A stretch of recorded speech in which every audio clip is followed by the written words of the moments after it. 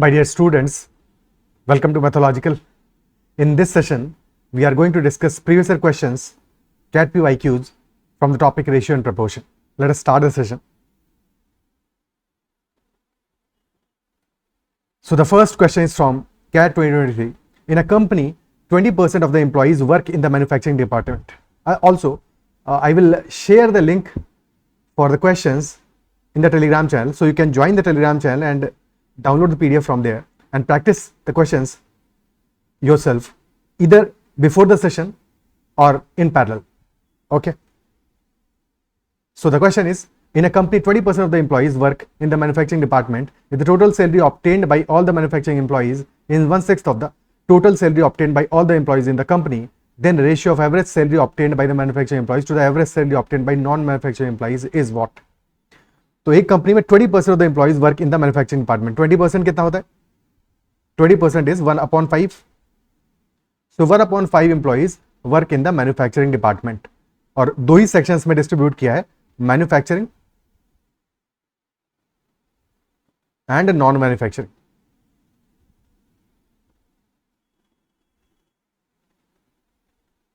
So what is the ratio of number of employees? 20% work कर रहे हैं manufacturing में, 1/5 वर्क है मैन्युफैक्चरिंग में, यानी अगर 5 टोटल इंप्लॉइज होंगे तो 1 is working in manufacturing. So 1 is working in manufacturing out of 5, तो rest 4 are working in non manufacturing. तो 1:4 का रेशियो होगा नंबर ऑफ एम्प्लॉइज का. Total salary obtained by all the manufacturing employees is 1/6 of the total salary obtained by all the employees in the company. So total salary of manufacturing employees is 1/6 of the total. So if 6 rupees total salary है, तो out of that 1 rupees salary is for manufacturing. Isn't it so? तो total salary का ratio क्या आ जाएगा manufacturing non manufacturing का? 1:5, because 6 total है तो 1 होगा मैन्युफैक्चरिंग का और 5 हो जाएगा remaining. This is total salary. And question asking about ratio of average salary obtained by manufacturing is to non manufacturing. Average salary. Okay, so we can assume, let us say that x is to y का ratio है. तो total salary will be number of employees multiplied by average salary. So 1 into x multiplied by 4 into y is equal to 1/5. So x upon 4y is equal to 1/5. और question में ratio पूछा है x is to y का, तो 4 को multiply कर दो both and. So x by y becomes 4/5. बस इतना ही सवाल है और कुछ है ही नहीं इस question. That is all the question. x by y is 4/5, hence answer will be 4:5. Last but not the least, very important, last में ये जरूर ध्यान देना कि ऑर्डर सेम है कि नहीं है, बिकॉज ऑप्शन है 4:5 भी है, 5:4 भी है. कि हमसे रेशियो किसका पूछा है? मैन्युफैक्चरिंग और नॉन मैन्युफैक्चरिंग का पूछा है, तो 4:5 होगा. उल्टा पूछता तो 5:4 होता. ठीक है, उल्टा पूछता तो 5:4 होता. Is that clear? अच्छा, इन एनी सच क्वेश्चन ऐसा भी कर सकते थे हम कि manufacturing and non manufacturing ratio of number of employees was 1:4. Total salary का ratio was 1:5. And we had to find out this average salary का ratio. So what we could have done कि numbers है हमारे first line 1 and 4, तो 1 into 4 से multiply कर दो total को multiply कर दो 1 into 4 से. So basically multiply by 4 on both sides. Okay, so 1:4 का ratio number का आ रहा है, total का ratio आ रहा है हमारा 4:20. So what should you multiply in 1 so that we get 4? 4 multiply करना चाहिए. 4 मल्टीप्लाई करोगे 5 तब 20 आएगा, तो यानी कि रेशियो हमारा 4:5 होगा. So this is also another way जिससे कि तुम्हें डायरेक्टली अपना आंसर मिल जाएगा. ठीक है, this is also another way जिससे तुम्हें डायरेक्टली अपना आंसर मिल जाएगा. क्या ये क्लियर है? Okay, is this part clear? And the same thing can be done in this manner. Manufacturing is to non-manufacturing. Number is given 1:4. Average we need to find out. Total is also given. अगर number और average दोनों दिया तब तो total निकालना बहुत ही आसान है, डायरेक्टली मल्टीप्लाई कर दोगे. बट अगर नंबर और टोटल गिवन है, ठीक है, टोटल इज 1:5, तो what we can say, write this value here and multiply by this number, तो 1:4. Similarly write this value here 5 and multiply by this number 5:1. So this will be the ratio. This will be our ratio. Okay, ठीक है, generalise करें इसी बात को. So if number is let us say A is to B, number का ratio है, total का ratio है C is to D. So write C here and multiply by B, and similarly write D here and multiply by A. So CB is to AD will be the ratio of average salary. Next question. The number of coins collected per week by two coin collectors A and B are in the ratio 3:4. Number of coins collected per week by two coin collectors A and B are in the ratio 3:4. If the total number of coins collected by A in 5 weeks is a multiple of 7 and total number of coins collected by B in 3 weeks is a multiple of 24, then what is the minimum possible number of coins collected by A in 1 week? Minimum possible number of coins collected by A in 1 week. So A and B के लिए it is given that number of coins collected का ratio क्या है? 3 units, 3:4 का ratio है, यानी 3 units और 4 units है in 1 week. But then the question is saying total number of coins collected by A in 5 weeks is a multiple of 7. तो 5 weeks में कितना कलेक्शन होगा? It will be 3 units into 5. But question कह रहा है this is also a multiple of 7. अब 3 एक prime number है, 5 एक प्राइम नंबर है, 7 का मल्टीपल आएगा नहीं, 3 into 5 तो 7 का मल्टीपल है नहीं. तो definitely if the number is a multiple of 7 तो डेफिनेटली 7 से ही मल्टीप्लाई करना पड़ेगा यहां पे, है कि नहीं? 7 से ही मल्टीप्लाई करना पड़ेगा. Additionally question is also saying total number of coins collected by B in 3 weeks is a multiple of 24. तो बी 3 वीक्स में कितना कलेक्ट करेगा? 4 units into 3. And since these are ratio का वैल्यूज, तो अगर 7 से मल्टीप्लाई हम फर्स्ट वाले रेशियो में कर रहे हैं तो सेकंड में ही मल्टीप्लाई करेंगे 7 से, तभी तो रेशियो मैच करेगा. और क्वेश्चन फिर हमसे ये भी बता रहा है that total number of coins collected by B in 3 weeks is the multiple of 24. तो बी जितने कॉइन्स कलेक्ट कर रहा है that is the multiple of 24. 4 into 3 होता है 12, फिर मल्टीप्लाई करो 7, तो 12 का मल्टीपल तो दिख रहा है हमें, 24 का मल्टीपल नहीं दिख रहा है. तो अगर 24 का मल्टीपल बनाना है, 12 का ऑलरेडी मल्टीपल है, तो मल्टीप्लाई बाय 2 एज वेल. और अगर 2 से मल्टीप्लाई कर रहे हो बी के कॉइन्स में तो 2 से मल्टीप्लाई करना पड़ेगा ए के कॉइन्स में भी, ताकि रेशियो हमारा चेंज नहीं हो. रेशियो चेंज नहीं होना चाहिए. ओके, क्वेश्चन पूछा minimum possible number of coins collected by A in 1 week क्या होगा? So this will be the value 5 weeks का. ये 5 वीक्स का वैल्यू है, तो 1 वीक का वैल्यू क्या हो जाएगा? अल्टीमेटली 2 into 7, 14 से मल्टीप्लाई किया है तो बस 3 यूनिट्स इंटू 14. 1 वीक का वैल्यू आ जाएगा 14 into 3 42. तो minimum possible number of coins is 42 coins. Minimum value है ये. 42 भी हो सकता है, 84 भी हो सकता है, ठीक है. सो इसका कोई भी मल्टीपल आंसर हो सकता है. Any multiple of 42 will be the answer in general. 42k will be the general solution. तो क्वेश्चन ये भी हो सकता था कि what can be possible values, और फिर कुछ ऑप्शन दे देता तो 42 के सारे मल्टीपल हमारे आंसर होते. General solution will be 42k. Okay, clear. And similarly B के लिए पूछता तो 4 यूनिट्स इंटू 14 आंसर हो जाता है. 56 would have been the minimum possible value of coins collected by B in 1 week. क्या ये पार्ट क्लियर है? Okay, next question. The price of a precious stone is directly proportional to the square of its weight. Price of a precious stone is directly proportional to square of its weight. So price is proportional to, if weight is W, proportional to weight का square. So we can say that price is, if price is P, तो price is equal to some constant K multiplied by weight का square. Okay. Sita has a precious stone weighing 18 units. तो सीता के पास एक precious stone है जिसका की weight है 18 units. If she breaks it into 4 pieces with each piece having distinct integer weight, यानी कि वेट्स इक्वल नहीं हो सकते, डिस्टिंक्ट भी होने और इंटीजर भी होने. Then the difference between highest possible value and lowest possible value of the total price of the 4 pieces will be 2,88,000. Then price of the original precious stone क्या होगा? Price of the original precious stone क्या होगा? तो सबसे पहले तो हमें पता होना चाहिए कि हाईएस्ट वैल्यू कब आएगा और लोएस्ट वैल्यू कब आएगा. हाईएस्ट वैल्यू कब आएगा और लोएस्ट वैल्यू कब आएगा? अब देखो, क्योंकि प्राइस हमारा प्रोपोर्शनल है स्क्वायर के, वेट के स्क्वायर के, वेट के स्क्वायर के प्रोपोर्शनल है, तो हाईएस्ट वैल्यू कब होगा? जबकि हमें जो स्क्वायर मिलने वाला है वो जितना स्क्वायर वैल्यूज का सम करेंगे 4 अलग अलग पीसेस के वेट का, तो वो जितना हाई हो उतना बेटर है, इजंट इट? उतना ज्यादा हमारा प्राइस होगा. सो टोटल 18 है जिसको हमें डिस्ट्रीब्यूट करना है. टोटल 18 यूनिट्स वेट है जिसको हमें डिस्ट्रीब्यूट करना है. So if we take values almost equal, यानी कि सारी की सारी वैल्यूज अगर हम ऑलमोस्ट इक्वल लें, let us say take values 18/4 कितना आता है? 4.5 आता है. तो 4.5 के आसपास की वैल्यूज लें, और क्योंकि डिस्टिंक्ट होना है तो we can take values 3, 4, 5, 6. 3, 4, 5 and 6. तो ये सारी वैल्यूज हमने क्लोजेस्ट एज पॉसिबल वैल्यूज लिया है. सेकंड मेथड हो सकता है कि हम वैल्यूज को जितना दूर ले सकते हो उतना दूर लें. और जितना दूर ले सकते हो उतना दूर लेंगे तो डेफिनेटली हमें कुछ वैल्यूज मिनिमम मिलेगा, कुछ वैल्यूज हायर मिलेगा. Some values will be less than 3, some values will be greater than 6. Isn't it so? तो मैक्सिमम वैल्यू हम कितना ले सकते हैं? दैट पॉसिबिलिटी इज कि अगर हम वैल्यूज ले मिनिमम 1 2 3 तो 6 तो हमारा वेट ऑलरेडी हो गया. 12 will be the weight of the largest piece, और 12 क्योंकि हमारा एक हाई वैल्यू है सो इसका square will be even higher. 12 is a high value, square will be even higher. So definitely second case में will be getting maximum weight, maximum value. इसके अलावा कोई सॉल्यूशन पॉसिबल नहीं मैक्सिमम का, बिकॉज अल्टीमेटली इसके बाद 1 2 3 डिस्टिंक्ट इंटीजर वेट चाहिए हमें, डिस्टिंक्ट चाहिए. 1 2 3 से छोटी वैल्यूज हम ले नहीं सकते, तो 12 से बड़ी वैल्यू भी लेना पॉसिबल नहीं है. ठीक है, इसके अलावा कुछ भी वैल्यू लोगे, फॉर एग्जाम्पल तुमने लिया 1 3 एंड 4, तो 4 and 3 + 1 8 हो गया, तो अब तुम 10 ही ले पाओगे, 10 ही ले पाओगे. और डेफिनेटली इस केस में जो हमारा वैल्यू आएगा that will not be maximum, because 12 के स्क्वायर 10 के स्क्वायर में बहुत फर्क है, जमीन आसमान का अंतर है. 12 square is 144, 10 square is 100. Maximum value मिलेगा हमें when we take values as far as possible keeping the highest value.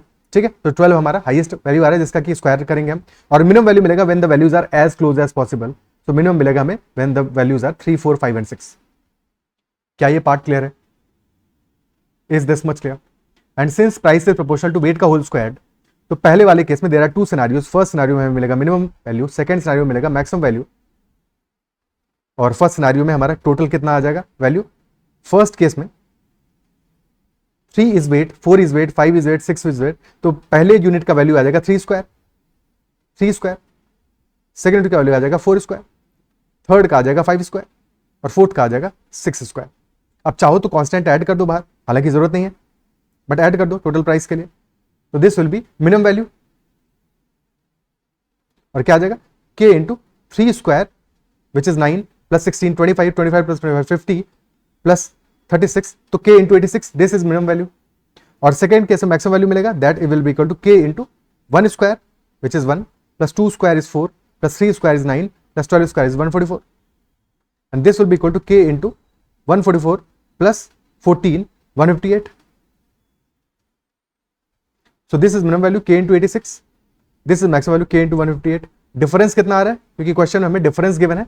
Difference of total prices is 2,88,000 और डिफरेंस आ रहा हमारा 86 और 158 का डिफरेंस आ रहा है 58 plus 12 14 72k, and 72k is equal to 2,88,000. So 1 unit will be equal to 4,000. k is equal to 4,000 आ गया.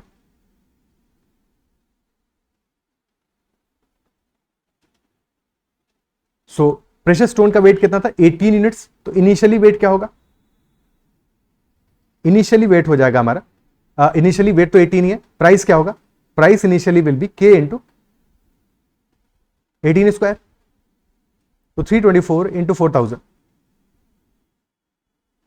That will B 1296,000, 12,96,000. Option D will be the answer, 12,96,000. Clear है? यहां कॉन्सेप्ट बस यही था कि मिनिमम वैल्यू मैक्सिमम वैल्यू हमें मिलेगी कहां पे. बाकी तो क्वेश्चन कन्वेंशनली था. Okay, next question. In a village, the ratio of number of males to females is 5:4. The ratio of number of literate males to illiterate क्यों बोल रहा हूँ बार बार? Ratio of number of literate males to literate females is 2:3, and ratio of number of illiterate males to illiterate females is 4:3. If 3,600 males in the village are literate, then total number of females in the village क्या होगा? That is what we have to find out. Okay.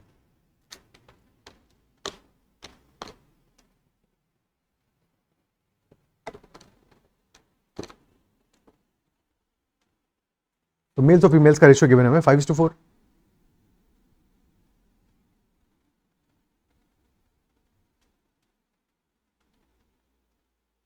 out of which literate males and females are 2:3 and illiterate males and females का ratio is 4:3. We have been given that 3,600 males in the village are literate and total number of females in the village क्या होगा? 3,600 males in the village are literate, यानी कि 2 unit से जो हमारा literate males का है, this is equal to 3600 and this is 3600, तो फीमेल्स हमारी 3 यूनिट्स है, 2 यूनिट्स अगर 3600, 1 यूनिट हो जाएगा 1800, तो 3 यूनिट्स विल बी 3 इंटू 1800, 5400। तो लिटरेट मेल्स और फीमेल्स का वैल्यू हमें पता चल गया, टोटल मेल्स एंड फीमेल का वैल्यू हमें पता नहीं है, और इलिटरेट मेल्स एंड फीमेल्स का वैल्यू भी हमें पता नहीं है। Okay, that we do not know. So cross multiplication कर सकते हैं, we can write that 5:4 total males और फीमेल्स का रेशियो है, आउट ऑफ विच इलिटरेट का रेशियो है 4:3, और इनको अगर रिमूव कर दोगे from total, if you remove these, तो बच क्या जाता है, बचेगा हमारा literate males and females which are 3600 and 5400। Okay, तो 5 into 3, 15 minus 16, so 1 unit will be equal to 4 into 5400, which is 20,000, 21,600 minus 10,800. So 1 unit is equal to 10,800, और हमेशा क्रॉस मल्टीप्लिकेशन वैल्यू में हमें जो 1 यूनिट का वैल्यू मिलता है, that is for the top row. तो 1 यूनिट की वैल्यू आ रही है 10,800, और क्वेश्चन ने पूछा है टोटल नंबर ऑफ फीमेल्स की वैल्यू, यानी 4 यूनिट की वैल्यू पूछा है, तो this will B 4 into 10,800, so 43,200 will be our answer. This will be total number of females. Total number of females will be 43,200. क्या ये क्लियर है? ओके,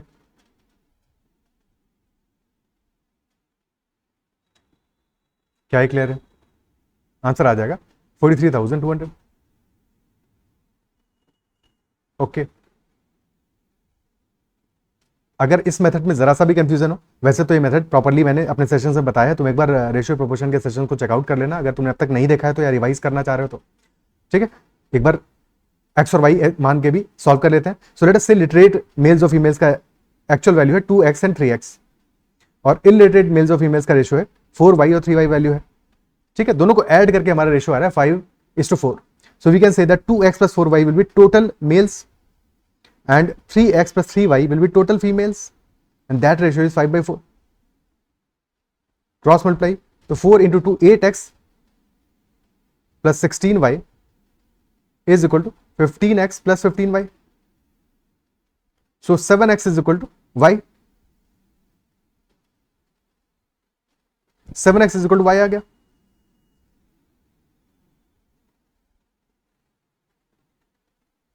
ओके, और अगर 7x इक्वल टू y आ गया, तो x और y का ratio क्या होगा? x और y का रेशियो होगा 1:7, because if x is x is equal to 1, y will be equal to 7, तो x को 1 मान लेते हैं, तो x को 1 मानते ही लिटरेट मेल्स और फीमेल्स का रेशियो क्या आ जाएगा? 2:3 रहेगा। बट इलिटरेट के केस में क्या हो जाएगा, क्योंकि y इज इक्वल टू 7 है, तो 4 into 7 28, 3 into 7 21, तो टोटल मेल्स और फीमेल्स का वैल्यू आ जाएगा 28 plus 2 30, 21 plus 3 24। ओके, ठीक है, 30:24। नाउ हमें क्या गिवन है क्वेश्चन में? 3600 males in the village are literate, यानी कि 2 यूनिट्स की वैल्यू गिवन है, 2 यूनिट्स इक्वल टू 3600, और 24 यूनिट्स की वैल्यू पूछी है क्वेश्चन में, total number of females 24 units, 12 times हो जाएगा, this will B 12 into 3600 which will be 43200, 43200। Okay, clear? Next question. Pinky is standing in a queue at a ticket counter. Suppose the ratio of the number of persons standing ahead of Pinky to number of persons standing behind her in the queue is 3:5. तो एक Q में Pinky stand कर रही है, और उस Q में पिंकी से आगे there are 3 units of persons, okay, और पिंकी से पीछे there are 5 units of persons. 3:5 का रेशियो है। लेट अस से 3x पर्संस है पिंकी से आगे और 5x है पिंकी से पीछे, और पिंकी खुद भी उस रो में है। ध्यान रखना, टोटल नंबर ऑफ पर्संस कितना हो जाएगा? 3x total number of persons in the queue will be equal to 3x plus Pinky herself plus 5x, यानी कि that will be 8x plus 1। And question is saying total number of persons in the queue is less than 300, तो 8x plus 1 this is less than 300, so 8x is less than 299, x will be less than 299 by 8। अब 299 8 का multiple तो है नहीं, approximately value क्या आएगा? 8 4s are 4 times नहीं 3 times ही जाएगा, 8 3s are 24, और फिर बचेगा 59, तो 37 टाइम्स जाएगा, 37 पॉइंट समथिंग वैल्यू आएगा, और क्योंकि हमें इंटीग्रल वैल्यू ही मिलेगा, एक्स तो इंटीजर ही होना चाहिए, ठीक है, तो डेफिनेटली क्योंकि नंबर ऑफ पर्सन थोड़ी फ्रैक्शन में होंगे, वो तो हमेशा इंटीजर में होंगे, 37 पॉइंट समथिंग आ रहा है और एक्स को उससे छोटा होना है, तो एक्स की maximum value can be equal to 37 only, because हमें चाहिए maximum possible number of person standing ahead of Pinky, so we need to maximize 3x, और मैक्सिमाइज तभी हम कर पाएंगे 3x को जबकि x मैक्सिमाइज होगा, तो x मैक्स इज 37, तो 3x का maximum value will be equal to 111, and this will be our answer, 111, 111 will be our answer. Okay, ठीक है, और ऐसे भी कनेक्ट कर सकते थे हमेशा कि 8x + 1 है जिसकी वैल्यू हमें मैक्सिमाइज करनी है, and that should be less than 300, तो 8x अगर हम x इक्वल टू 25 लेंगे तो 8x इज 200, 12 और ऐड कर दोगे तो 8 times of x will be 12 add कर दोगे 96 हो जाएगा, 296 हो गया फॉर 37 के केस में होगा 296, ये वैल्यू आ रही है 8x की, 1 और ऐड करोगे तो 296 + 1 297, तो 8x + 1 is equal to 297 when x is equal to 37, ठीक है, डिवाइड नहीं करना चाहते, अप्रोक्सीमेट करके भी पहुंच जाओगे क्लोज, क्योंकि अब इसके बाद में 8 और ऐड करोगे तो हमारा ओवरशूट कर जाएगा, 300 से ज्यादा बड़ी वैल्यू आ जाएगा, तो this is the maximum possible, x equal to 37 और x इक्वल टू 37 में 3x हमारा हो जाएगा 111, okay, answer will be 111. Next question. The amount Nita and Geeta together earn in a day equals what Sita alone earns in 6 days. The amount Sita and Nita earn together in a day equals what Geeta earns in 2 days. The ratio of the daily earnings of the one who earns the most to that of the one who earns the least क्या होगा? तो Nita plus Geeta together earn in a day equal to what Sita earns alone in 6 days. Sita जितना 6 days में earn करती है उतना नीता और गीता एक डे में अर्न कर लेते हैं, तो यानी कि क्या यहां पे नीता और गीता का एक डे का सैलरी और सीता का एक डे का सैलरी का रेशियो निकाल सकते हो? सीता का 6 डेज का earning is as good as equal to Neeta and Geeta का 1 डे का अर्निंग, इजंट इट सो? तो क्या रेशियो होगा? 6:1 का रेशियो होगा, बिकॉज अगर सीता 1 यूनिट अर्न करती है एक दिन में, 6 डेज में अर्न करेगी 6 यूनिट्स, और वो इक्वल टू होगा नीता और गीता का 1 डे का अर्निंग के. If Sita is earning 1 units in a day, 6 days में she will be earning 6 units, और Nita and Gita are earning exactly that amount in 1 day, तो रेशियो आ जाएगा 6:1 का. ठीक है, अदरवाइज इक्वेशन बना के भी सॉल्व कर सकते हो, बट ऐसे लिखना नहीं समझ में आएगा तो क्वेश्चंस में मजा नहीं आएगा ना फिर. ठीक है, इज इक्वल टू 6s. ठीक है, और यहाँ पे कोफिशिएंट क्या है? 1 है, तो रेशियो जस्ट अपोजिट होगा 6:1. Okay, similarly second equation is saying the amount Sita and Nita earn together in a day equals what Gita earns in 2 days. तो Sita and Nita in comparison to Gita एक दिन में उतना अर्न करते हैं जितना गीता 2 डेज में अर्न करती है. तो गीता अगर 1 यूनिट अर्न कर रही है एक दिन में, 2 दिन में करेगी 2 यूनिट्स, और वही अर्निंग इक्वल टू होगा सीता और नीता का 1 डे के अर्निंग के, तो 2:1 का रेशियो आ जाएगा. ओके, 2:1 का रेशियो आ जाएगा. और इक्वेशन बनाते तो फिर लिखते सीता प्लस नीता का 1 डे का earning is equal to Geeta का 2 डेज का अर्निंग, और बस रेशियो जस्ट ऑपोजिट होगा 2:1. Question is asking ratio of daily earning of the one who earns the most to the one who earns the least. तो दो ये हमारी इक्वेशंस बन गई, बट एज सच टोटल जो अमाउंट अर्न होगा उनका एक दिन का वो तो सेम ही होगा दोनों केसेस में, क्योंकि दोनों केसेस में हमारे पर्संस क्या है? Nita, Gita and Sita. 6 + 1 is 7 units, और second case value 2 + 1 that is 3 units. तो 7 यूनिट्स आ रहा है वैल्यू हमारा टोटल अर्निंग का 1 डे का, और सेकंड केस में आ रहा है 3 यूनिट्स. दोनों को इक्वल करना पड़ेगा, तो 7 और 3 को इक्वल करने के लिए फर्स्ट में मल्टीप्लाई कर दो 3 से, और सेकंड में मल्टीप्लाई कर दो 7 से. और अगर रेशियो में मल्टीप्लाई किया है फाइनली, तो यहां ही मल्टीप्लाई करोगे 3 से और यहां ही मल्टीप्लाई करोगे 7 से. Now individually we can get the value of earnings of Neeta, Gita and Sita in terms of ratio. Exact value तो नहीं मिलेगा, बिकॉज ऑब्वियसली हमें रेशियो में ही वैल्यू दिया है. तो सीता के लिए वैल्यू क्या रहा है? 1 × 3 3 यूनिट्स. गीता के लिए वैल्यू आ रहा है 1 × 7 7 यूनिट्स, और नीता के लिए वैल्यू आ जाएगा टोटल कितना है? 7 × 3 21, टोटल इज 21. तो रिमेनिंग हो जाएगा 7 + 3 10 11 फॉर नीता. तो 11:7:3 this will be our final ratio. Check भी कर सकते हो, 11 + 7 आ रहा है 18 नीता और गीता का, 18 आ रहा है सीता का 3 है, 18:3 6:1 मैच कर रहा है. और गीता एंड सीता का सीता एंड नीता का आ रहा है 11 + 3 14 14:7 2:1 मैच कर रहा है. यानी कि हमने जो कुछ भी कैलकुलेशन किया है कहीं पे गलती नहीं किया. ओके, क्वेश्चन पूछा है ratio of daily earnings of the one who earns the most to that of the one who earns the least. So 11:3 will be our answer. 11 is maximum, 3 is minimum. Option C will be the answer. And you can realize that many times how many questions are so easy. कितने आसान question हो सकते हैं अगर तुमने basics अच्छे से prepare किया हुआ है तो. Okay, next question. One part of a hostel's monthly expenses fixed. Now this is a good question. एक कन्वर्शन क्वेश्चन है बट उसमें थोड़ा सा वेरिएशन कर दिया है सो दैट क्वेश्चन इंटरेस्टिंग बन गया है. One part of hostels monthly expenses fixed and the other part is proportional to the number of its boarders. The hostel collects ₹1600 per month from each boarder. When the number of boarders is 50, profit of the hostel is ₹200 per boarder. And when the number of boarders is 75, profit of the hostel is ₹250 per boarder. When the number of boarders is 80, what will be total profit of the hostel in rupees? That we have to answer. Okay, solve करते हैं. सो यहां पे देखो दो component है hostel के expense के. One component is fixed and other component is variable. Fixed component is fixed irrespective of number of boarders.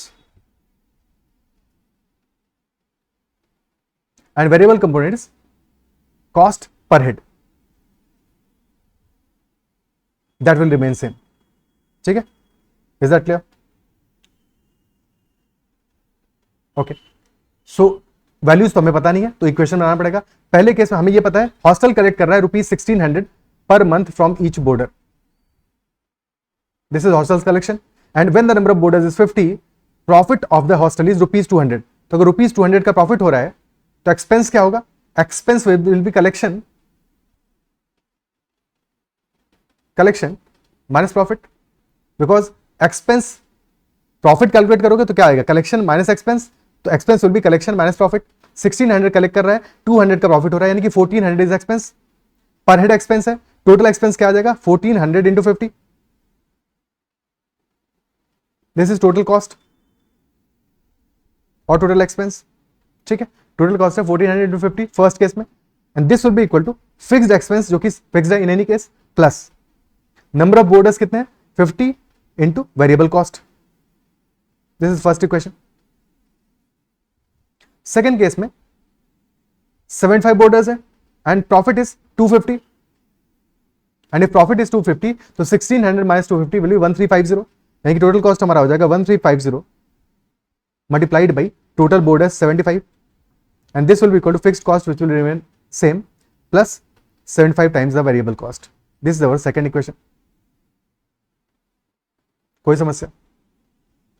First equation and second equation. Okay, अब सेकंड में से फर्स्ट को सब्ट्रैक्ट कर दोगे तो फिक्स्ड वाला पोर्शन कैंसिल आउट हो जाएगा और हमें वेरिएबल कॉस्ट की वैल्यू मिल जाएगी. 75v minus 50v will be 25v. Second में से फर्स्ट को सब्ट्रैक्ट कर रहे हैं, सेकंड माइनस 1 और जो चीजें कॉमन उनको पहले ही निकालो. तो 50 और 75 में 25 तो हमें कॉमन दिख रहा है तो 25 को पहले ही बाहर निकालो.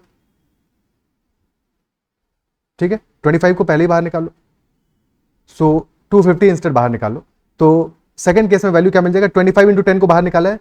ठीक है, सो यहां बचेगा 3 मल्टीप्लाइड बाई 135 माइनस यहां पे बचेगा सेकंड केस में 2 मल्टीप्लाइड बाई 140. ओके, बेसिकली हमने क्या किया कि 1400 इंटू 50 था. ठीक है, 1350 इंटू 75 माइनस 1400 इंटू 50. तो 75 को हमने लिख दिया 25 इंटू 3, 50 को लिख दिया 25 इंटू 2, दैट इज वाई 25 को हमने कॉमन ले लिया और फिर 10 को भी कॉमन ले लिया. तो 250 into this will B 405 minus 280. तो 250 इंटू 125 हो गया, 250 इंटू 125 हो गया और 25 से कैंसिल करोगे तो v will be equal to 250 into 5 that is 1250. 1250 rupees per head. That is the variable cost. Variable cost की वैल्यू मिल गई. अब इसके थ्रू हम फिक्स कॉस्ट निकाल सकते हैं. अगर वेरिएबल कॉस्ट हमारा है 1250 तो फिक्स कॉस्ट क्या आ जाएगा? फर्स्ट इक्वेशन में पुट कर दो. तो fix cost will be equal to this is 70,000 minus 50 into 1250.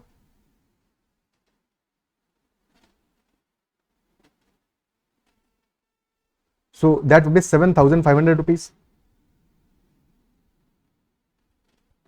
Fix cost will be 7,500 rupees. Okay, ठीक है। बेटर अप्रोच क्या होता है, देखो ये तो कैलकुलेशन हम अपनी कंबरसम कर रहे हैं, मुश्किल कर रहे हैं। बेटर अप्रोच क्या होता है, हमें वेरिएबल कॉस्ट पता है 1250 रुपीज, ध्यान से मेरी बात को सुनना, ठीक है। इसके बाद हम इजी अप्रोच भी समझेंगे इस क्वेश्चन का। वेरिएबल कॉस्ट हमारा है 1250 रुपीज, ओके। टोटल कॉस्ट हमारा है 1400 रुपीज, तो 150 रुपीज एक्स्ट्रा है, 150 रुपीज एक्स्ट्रा है, तो 150 रुपीज एक्स्ट्रा है, नंबर ऑफ बोर्डर्स है 50, 150 इंटू 50 विल बी 7,500। 1250 हमारी वेरिएबल कॉस्ट है, टोटल कॉस्ट है 1400, तो 150 एक्स्ट्रा है, 150 इंटू 50, डायरेक्टली आंसर निकालो। अननेसेसरी कैलकुलेशन क्यों करनी है? 7,500 विल बी और फिक्स्ड कॉस्ट, ओके। फिर क्वेश्चन हमसे कह रहा है नंबर ऑफ बोर्डर्स अगर 80 है, total profit of the hostel क्या होगा? नंबर ऑफ बोर्डर्स अगर हमारे 80 है, total profit of the hostel क्या होगा? So if number of boarders are 80, तो profit will be total collection minus total expense, और टोटल कलेक्शन कितना हो जाएगा? 80% से 80 इंटू 1600, और टोटल एक्सपेंस क्या हो जाएगा? टोटल एक्सपेंस विल बी भाई 1250 तो फिक्स है हमारा, वो तो होना ही है 80 लोगों के लिए, plus 7500 that is the fix cost. So 80 into 1600 minus 1250, this becomes 80 into 350 and minus 7,500, okay. Clear है? तो जो कॉमन निकल रहा है उसको तो कॉमन निकाल लो पहले। 100 तो कॉमन दिख ही रहा है, 100 को कॉमन निकाल लिया हमने, और कुछ कॉमन दिख रहा है, और 5 कॉमन हो सकता है, तो यहां बच जाएगा हमारा value 8 into 7 56 minus 15, so this will be 41 into 500, 41 into 500 will be 20,500, so this will be our answer 20,500, option C. Clear है? 20,500 विल बी आवर आंसर। क्या ये बात समझ में आती है? Is this clear? ओके, 20,500 हमारा आंसर आ जाएगा। बट स्टिल इस क्वेश्चन में टाइम काफी ज्यादा हमको लग गया, तो और क्या बेटर अप्रोच हो सकता था, अब उसको समझने की कोशिश करते हैं। देखो अब इस क्वेश्चन को थोड़ा सा ध्यान से समझते हैं। पहले केस में हमारा हो रहा है 50 बोर्डर्स है and profit is 200, but profit पे फोकस नहीं करना है, एक्सपेंस पे फोकस करना है, बिकॉज एक्सपेंस सही हम कनेक्ट कर पाएंगे।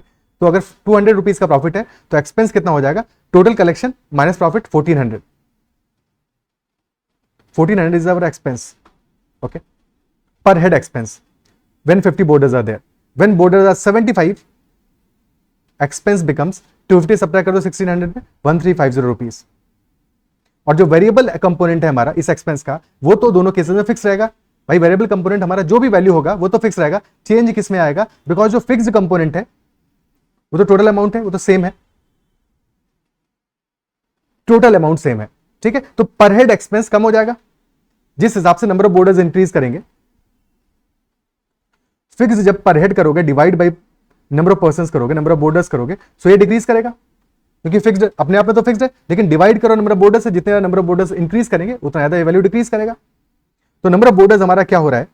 50 से हो रहा है 75, यानी कि रेशियो है 2:3 का, 2 से हो जा रहा है 3, और अगर 2 से हो जा रहा है 3 तो फिक्स्ड डिवाइडेड बाई बोर्डर्स, ये जो हमारा कंपोनेंट आ रहा है, ठीक है, पर हेड एक्सपेंस आ रहा है जो फिक्स्ड की वजह से, that will become from 3 units 2 units, 3 units हो जाएगा 2 यूनिट्स। और डिफरेंस कितना आया हमारा? 50 रुपीज का। तो जो डिफरेंस आया 3 यूनिट्स और 2 यूनिट्स के बीच में, 1 unit is equal to 50 rupees. अगर ये बात समझ में आई है, 1 unit is equal to 50 rupees, तो 3 यूनिट्स कितना हो जाएगा? 3 इंटू 50, 150 रुपीज। तो 150 रुपीज तो आ गया पर हेड कॉस्ट जब बोर्डर्स है हमारे 50। तो फिक्स कॉस्ट क्या आ जाएगा? 50 इंटू 150। भाई एक पर्सन पे कॉस्ट आ रहा है हमारा 150 का, तो 50 टोटल है, 50 into 150 will be 7,500 rupees. Clear?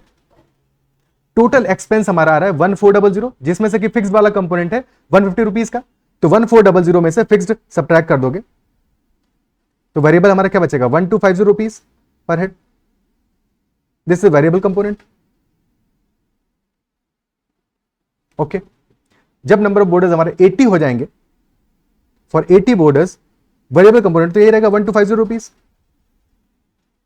Variable component को सब्ट्रैक्ट कर दो 1600 में से, 1600 टोटल कलेक्शन है पर पर्सन, 1250 वेरिएबल कंपोनेंट है, सब्ट्रैक्ट कर दो, बचा कितना? बचा हमारा 350 रुपीज का तो प्रॉफिट अब इस बचे हुए में से ही निकालना पड़ेगा हमें फिक्स वाले को सब्ट्रैक्ट करके। तो टोटल कितना कलेक्शन हुआ, टोटल हुआ है 1600, सब्ट्रैक्ट किया हमने 1250 वेरिएबल कंपोनेंट वाला, तो बचा 350, 350 इंटू 80, इतना कलेक्शन बचा है, और इसमें सब्ट्रैक्ट करेंगे हम फिक्स कंपोनेंट, तो प्रॉफिट आ जाएगा।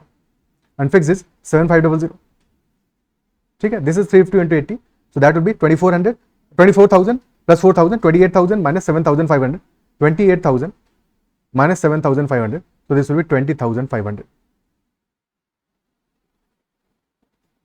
अगर ये क्वेश्चन समझ में आया है, अगर ये अप्रोच समझ में आया है, तो ये क्वेश्चन इजीली सॉल्व हो जाएगा। अदरवाइज कन्वेंशनल तरीका तो है ही, ऐसे सॉल्व करोगे फिर, ठीक है। और this question was slightly calculative, अच्छा सवाल था, तो उतना दिमाग तो लगाना पड़ेगा, ठीक है, उतना तो सोचना पड़ेगा। और अगर सेकंड मेथड समझ में आओगे तो अप्रिशिएट कर पाओगे इस मेथड को। ओके, एक बार वेरिएशन वाले सेशंस को देख लेना, अगर तुम्हें दिक्कत हो रही है ऐसे क्वेश्चंस में, तो एक बार वेरिएशन, प्रोपोर्शन वेरिएशन वाले जो मैंने सेशंस लिए हुए हैं उनको अच्छे से देख लेना। तो इस तरह के जितने भी क्वेश्चंस हैं, जितने भी टाइप्स हैं, सब कवर किए हैं वहां पे। Okay, next question. Anil, Bobby and Chintu jointly invest in a business and agree to share the overall profit in proportion to their investments. This is also a very, very good question. Anil, Bobby and Chintu jointly invest in a business, क्योंकि ये question समझ में ही नहीं आएगा अगर language सही से नहीं पढ़ा और समझने का अप्रोच करने का कोशिश नहीं किया। This is a very good question.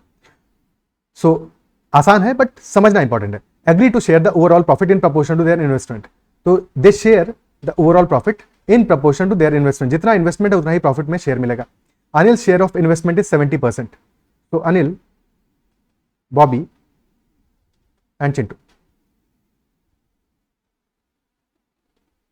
और अनिल का इन्वेस्टमेंट में शेयर कितना है 70%, और अगर इन्वेस्टमेंट में शेयर है 70%, विच इंप्लाइज तो प्रॉफिट में भी शेयर इसका 70% ही होगा, और बचा हुआ 30% बॉबी और चिंटू ने साथ में मिलकर इन्वेस्ट किया है। कितना किसने इन्वेस्ट किया है अभी हमें पता नहीं है, आगे पता चल सकता है। His share of a profit decreases by ₹420 if the overall profit goes down from 18% to 15%।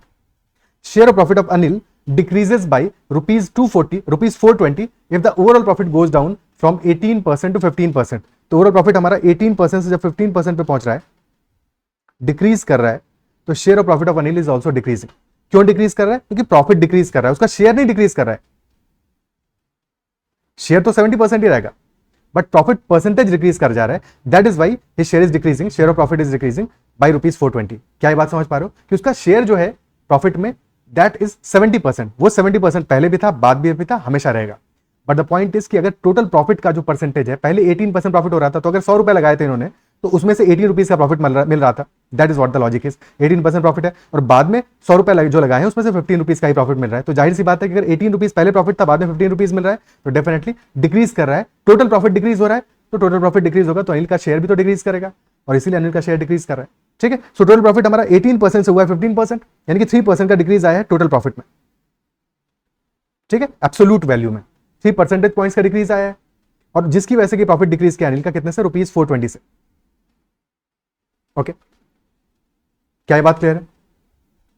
सो ये जो डिफरेंस है हमारा 3% का, दैट इंप्लाइज कि कितना मिल रहा है, अनिल का प्रॉफिट शेयर डिक्रीज किया है 420 रुपीज, यानी कि इस 3% का जो 70% है, ठीक है, तो इस 3% का जो 70% है, टोटल हमारा 18% प्रॉफिट पहले था, बाद में है 15% प्रॉफिट, तो 3%, और ये किसका प्रॉफिट है, 18% ऑफ इन्वेस्टमेंट, बाद में 15% ऑफ इन्वेस्टमेंट, तो 3% of investment, that is what is the decrease in total profit.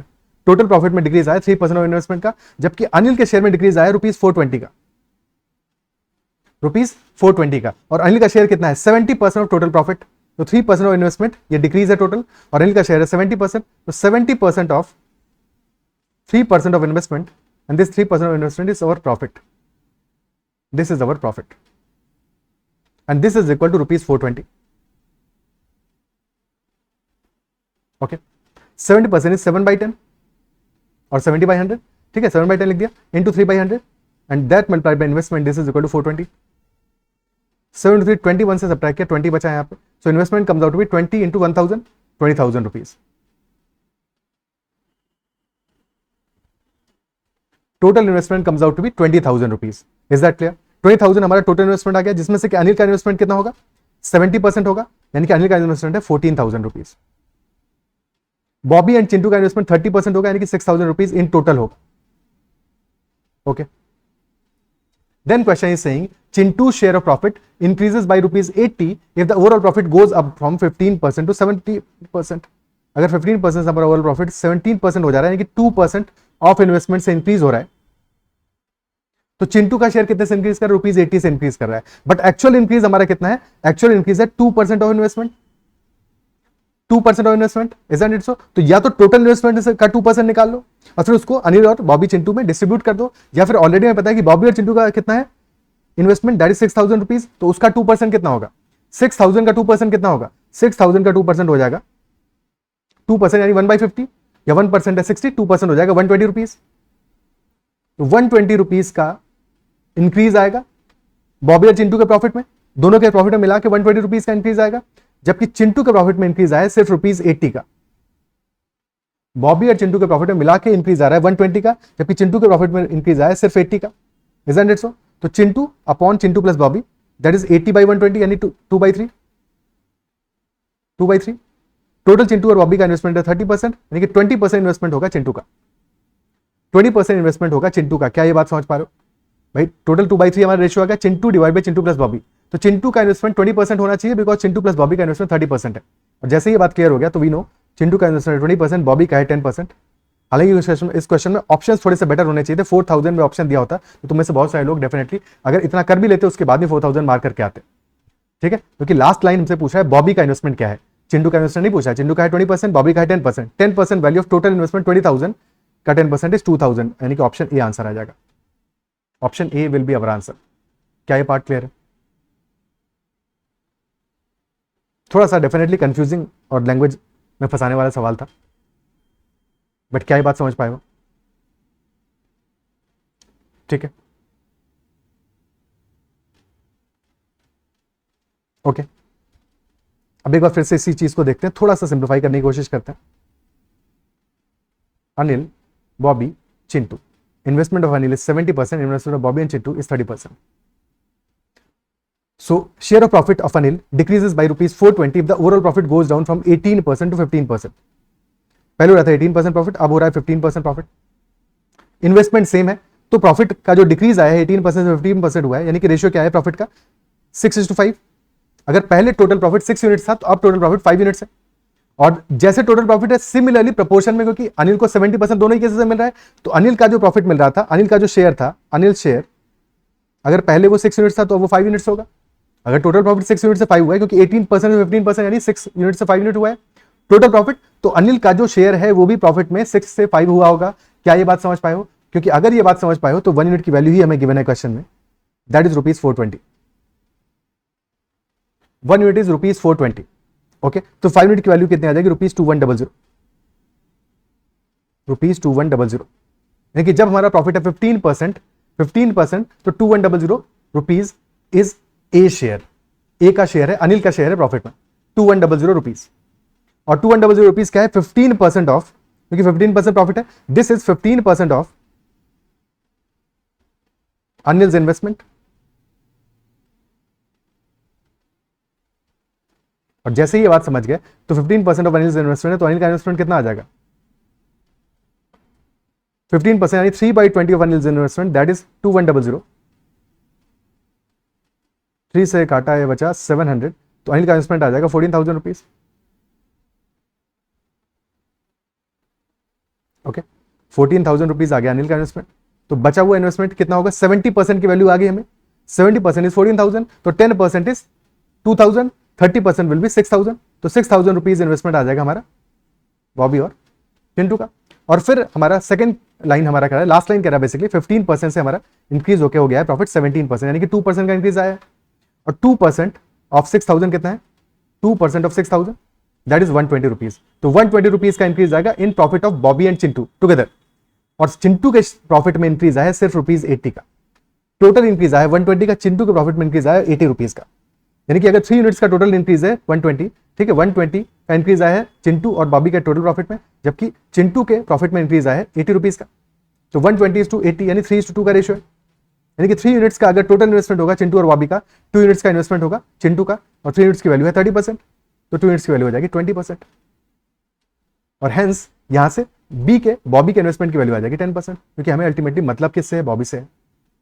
तो 10% of total amount which is 14,000 plus 6,000, that will be equal to 2,000।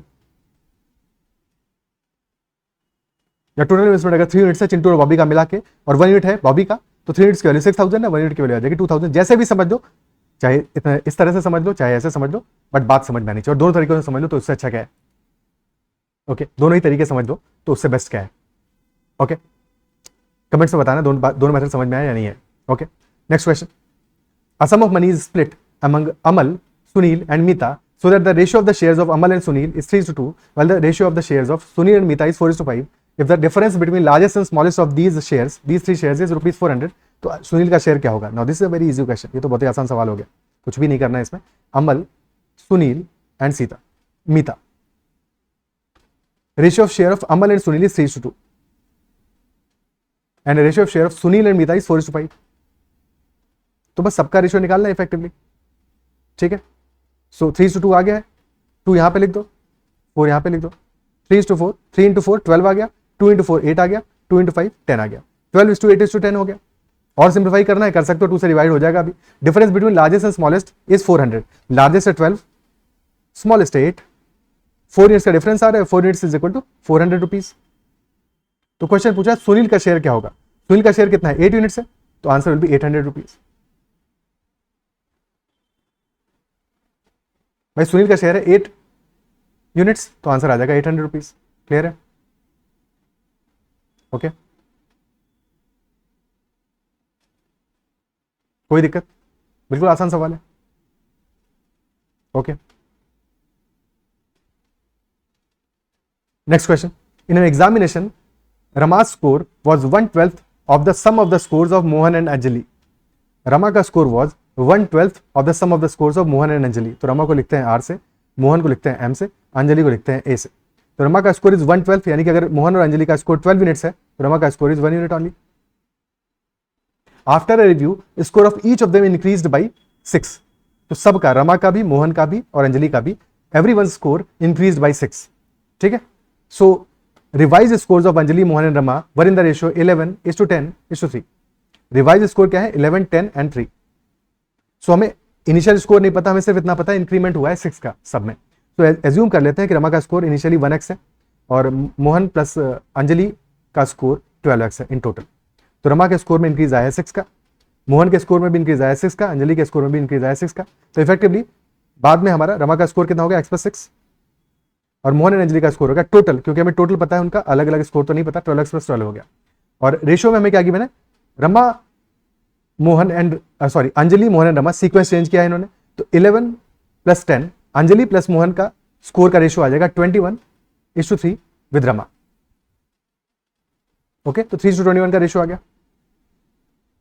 बस इक्वेट कर दो, तो x+6 divide by 12x+12 that is 3:21,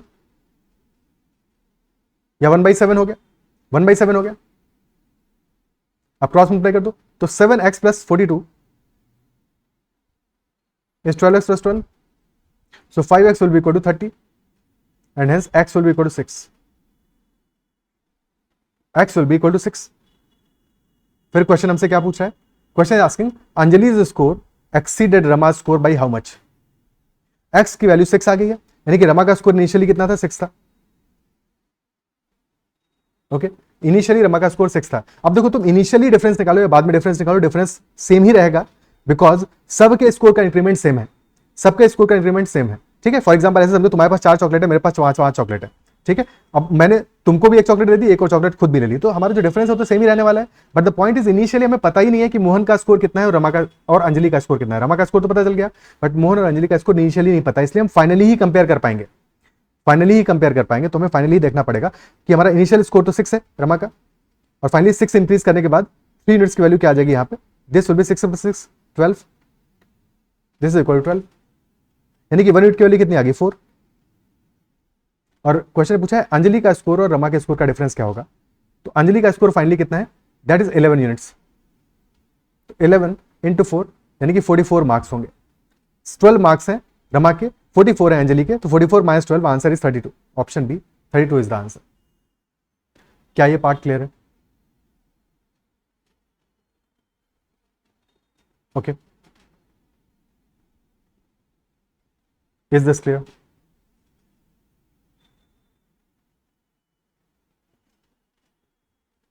ठीक है,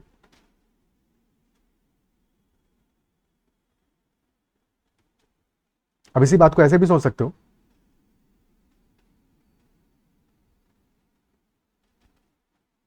कि रमा और मोहन प्लस अंजलि के स्कोर का रेशियो था 1:12 इनिशियली। फाइनली रेशियो क्या है? फाइनली रमा का स्कोर 3 यूनिट है और मोहन और अंजलि का स्कोर का यूनिट कितना आ रहा है? 11 + 10 21, 3:21 आ रहा है finally. Okay,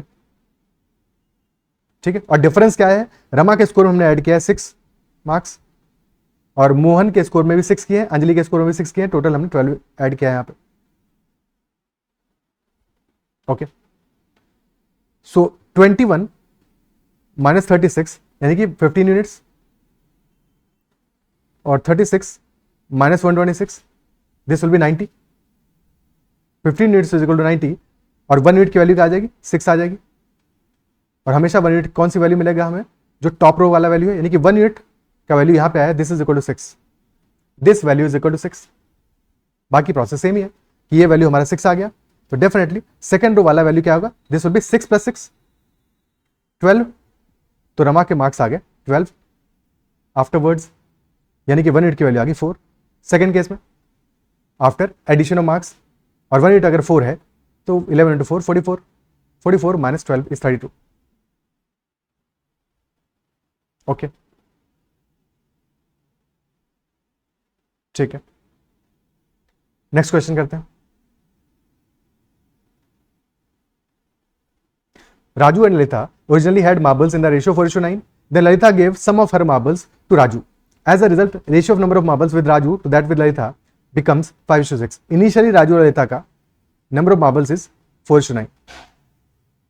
Finally, it is 5:6. क्या चीज है जो कि दोनों केसेस में नहीं बदला है? पूरी दुनिया बदल गई पर क्या नहीं बदला? सम ऑफ द मार्बल्स नहीं बदला, क्योंकि राजू और ललिता के बीच के जो मार्बल्स हैं उनके आपस में एक्सचेंज हुआ है, but total number of marbles तो सेम ही रहा ना, टोटल नंबर सेम है। पहले केस में लेकिन आ रहा है 4 + 9 13 यूनिट्स नंबर ऑफ मार्बल्स, दूसरे केस में आ रहा है 5 + 6 11 units, but we know total number of marbles is unchanged.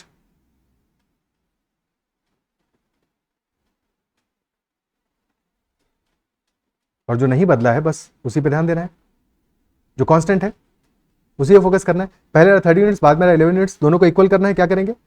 पहले वाले मल्टीप्लाई कर दो 11 से, सेकंड मल्टीप्लाई कर दो 13 से। तो मार्बल्स इनिशियली विद ललिता 11, बाद में मल्टीप्लाई कर दिया 13 से। यही काम करोगे राजू के लिए भी, बट हमें मतलब राजू से नहीं, हमें मतलब है ललिता से। तो इनिशियली है कितना? इनिशियली वैल्यू आ रहा है ललिता के मार्बल्स का 99 और फाइनली वैल्यू आ रहा है 78। ओके, इनिशियली 99 आ रहा है, फाइनली आ रहा है 78। तो कितने मार्बल्स कम हो रहे हैं? मार्बल्स कम हुए हमारे 21 आउट ऑफ 99। क्वेश्चन क्या पूछा? What fraction of original number of marbles was given by Lalita to Raju. तो ओरिजिनली 99 थे जिसमें से 21 दे दिया, तो 21 by 99 that will be the answer. और सिंप्लीफाई करके this will B 7:33, this will be the answer, option D. Obviously ratio में value आ रहा है, एग्जैक्ट नंबर हमें नहीं पता है, एग्जैक्ट नंबर वैल्यू मल्टीपल कि सारी जगह पे के मल्टीप्लाई कर दो, तो एग्जैक्ट नंबर हमारा 7 का मल्टीपल होगा जो उसने दिया होगा, ठीक है। और एग्जैक्ट नंबर जो ललिता के पास था 33 का मल्टीपल होगा। क्या वैल्यू होगा वो हमें पता ही नहीं। ओके, नेक्स्ट क्वेश्चन क्लियर है? The scores of Amal and Bimal in an examination are in the ratio 11:14. After an appeal, their scores increased by the same amount and their new scores are in the ratio 47:56. Initially scores है Amal and Bimal के 11:14. Appeal के बाद में दोनों का score same amount से increase किया है, ठीक है, दोनों का स्कोर सेम अमाउंट से इंक्रीज किया। अब अमाउंट क्या है ये तो हमें पता नहीं, फाइनल स्कोर का रेशियो भी पता है, दैट इज 47:56।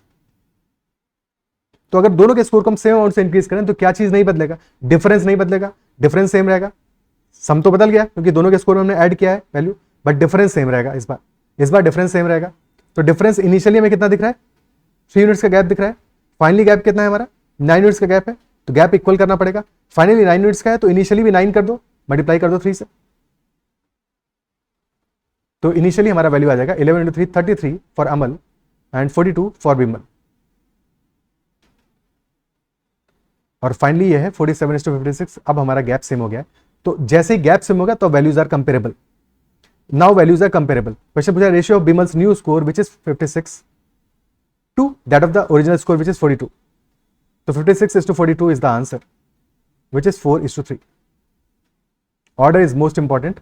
कि किस ऑर्डर में पूछा है? ऑर्डर हमारा क्या? बिमल का new score to that of the original score, तो 4:3 will be the answer. Okay, simple question. Next one. If A, B, C are three positive integers such that A and B are in the ratio 3:4 and B and C are in the ratio 2:1, then which one of the following is a possible value of A plus B plus C? तो A to B का ratio क्या आ रहा है? 3:4 आ रहा है, और B to C का ratio क्या आ रहा है?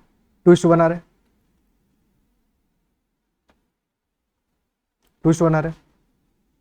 सो फाइनली अगर हम सेकंड वाले रेशियो में मल्टीप्लाई करते हैं 2 से, तो B का तो रेशियो 4 ही आएगा, A का 3 आएगा, और C का आ जाएगा 2. 3:4:2. This is the value. But हमसे पूछ रहा है question possible value of A plus B plus C. कितना आ रहा है? 3 unit plus 4 unit plus 2 unit, total आ रहा है 9 यूनिट. 7 प्लस 2 9 यूनिट्स आ रहा है. 9 यूनिट्स आ रहा है, विच इंप्लाइज कि total number of total sum of A plus B plus C must be multiple of 9, because A B C भी पॉजिटिव इंटीजर है. बिकॉज A B C भी हमारे फ्रैक्शन नहीं हो सकते, they are also integer. Integers का ही ratio given है, तो हमारा जो आंसर होगा that must be multiple of 9. Option A तो मल्टीपल ऑफ 9 है नहीं, 3 का मल्टीपल है.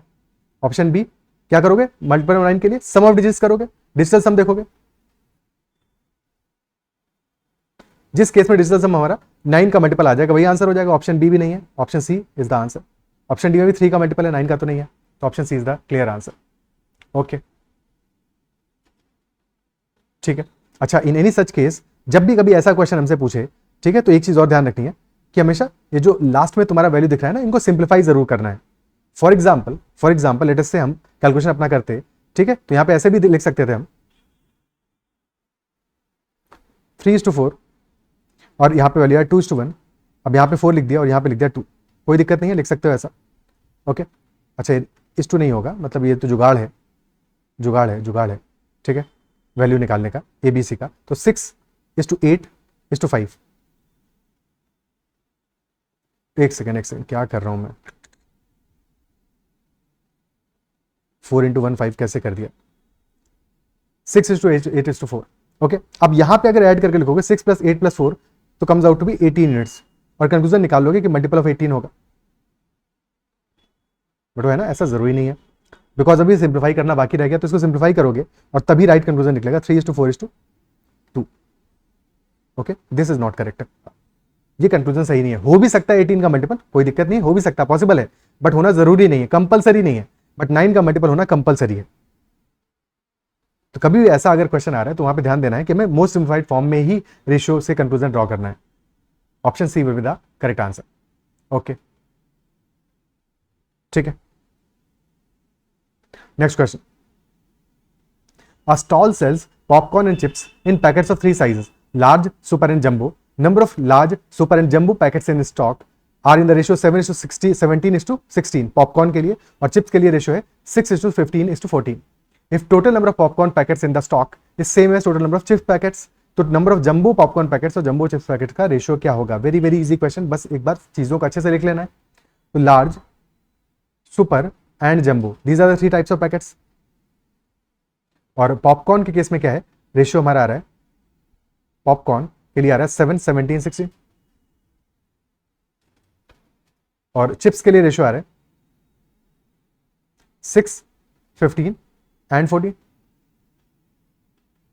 एडिशनली क्वेश्चन क्या बता रहे हैं कि total number of popcorn packets and total number of chips packets are same, total is same. तो 7 + 17 + 16 कितना आएगा? 17 + 16 इज 33, + 7 40 यूनिट्स, और चिप्स में आ रहा है 15 + 14 29 + 6 35 यूनिट्स. 40 आ रहा है, 35 आ रहा है, अभी तो इक्वल नहीं है, बट बहुत इंसाफी है क्योंकि हमें करना है इसको इक्वल करने के लिए क्या लोगे? एलसीएम ले लोगे 40 35 का, 280 आएगा. पहले वाले केस में मल्टीप्लाई कर दो, क्या रेशियो आ रहा है हमारा 8:7 का, तो पहले वाले में मल्टीप्लाई कर दो 7 से, दूसरे में मल्टीप्लाई कर दो 8 से. खत्म सवाल.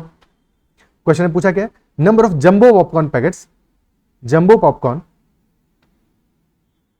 Is to jumbo chips. तो जंबो पॉपकॉर्न कितना होगा? 16 × 7 हो जाएगा, और जंबो चिप्स हो जाएगा 14 × 8. पहले तो 8 से ही कैंसिल आउट हो गया, 2 बचा यहां पे, फिर 14 से 14 गया, 1:1 का रेशियो आ गया, यानी कि both numbers are equal. Option A, option A is the answer. Okay, next question. Suppose C1, C2, C3, C4 and C5 are 5 companies. The profits made by C1, C2 and C3 are in the ratio 9:10:8, while the profits made by C2, C4 and C5 are in the ratio 18:19:20. If C5 has made a profit of rupees 19 crore more than C1, तो total profit made by all 5 companies कितना होगा? Again simply बस ratio ढंग से निकाल लेना है और तो कुछ करना नहीं है इस क्वेश्चन।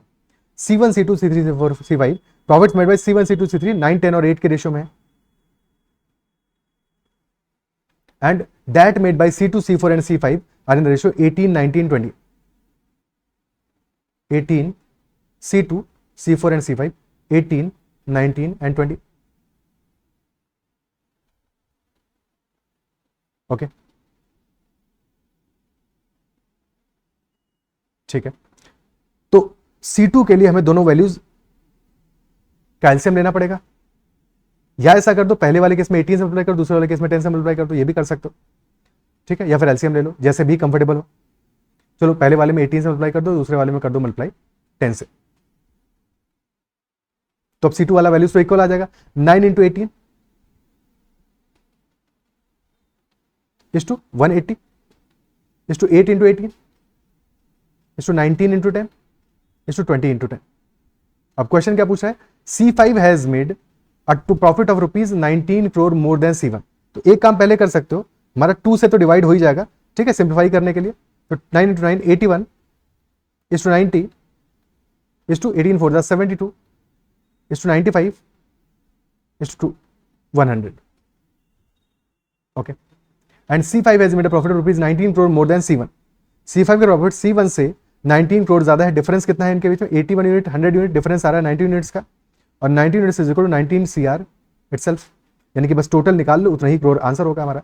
81 प्लस 90 इज 171, 171 243 338 438, तो 438 CR will be our answer, option B. और जब ऑप्शन से इस टाइप से दिए हो तो एक बार कैलकुलेशन में अपने ध्यान दे लेना, क्योंकि एग्जामिनर चाहता है तुम कहीं पे गलती करो, मिस्टेक करो, तो एक बार अपनी कैलकुलेशन पे चेकआउट कर लेना कि 438 ही आंसर आ रहा है, कहीं 348 तो नहीं आ रहा है, कुछ और तो नहीं आ रहा है, कोई गलती तो नहीं की कैलकुलेशन में, तो एक बार ऐसे केसेस में जरूर चेकआउट कर लेना। ओके, बिकॉज ऑप्शन से बता रहे हैं कि एग्जामिनर ने डेटा ऐसा सेट किया हुआ है कि तुमसे गलती होगा, तुम में से बहुत सारे लोग ऐसी गलती करोगे। Okay, so that's all the questions from last 6-7 years of CAT from the topic ratio and proportion. I believe जो भी हमने क्वेश्चन डिस्कस किए तुम्हें समझ में आएंगे और मजा आएगा सेशन में, बहुत कुछ सीखने को मिला होगा। और कहीं पे भी फिर भी कोई डाउट रहता है तो कमेंट में जरूर मेंशन करना। And you can also join the Telegram channel Mathological and can connect with me on Telegram at ADITYKT। My name is Aditya Kumar Tiwari and that's all in this session. Bye, take care and keep learning.